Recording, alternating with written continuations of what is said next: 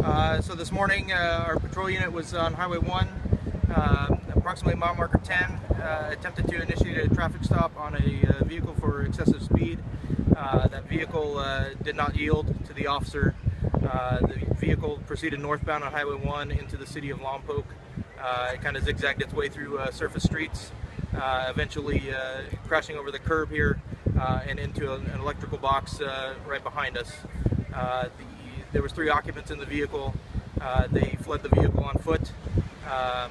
Eventually the school was placed on lockdown, and other agencies were called in. The assistance of the Sheriff's Department and Lompoc Police Department were requested, and the 3 suspects were eventually captured and taken into custody. Do we know if they are students of the high school? I do not know at this time.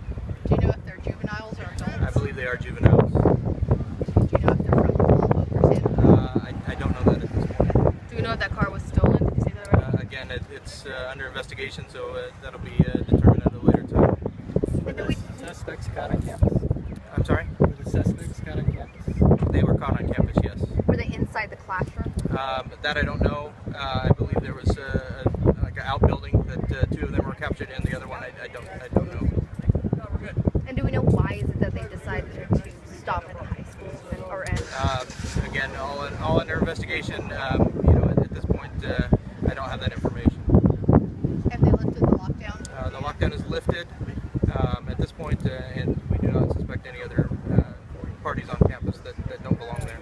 What were the speeds that they got to during the chase? Do you know? I'd have to go back and look at the log. I don't Okay. know. When you sent out the news release, if you know. And anything that you say, was most concerning about this whole situation, especially ending on a campus?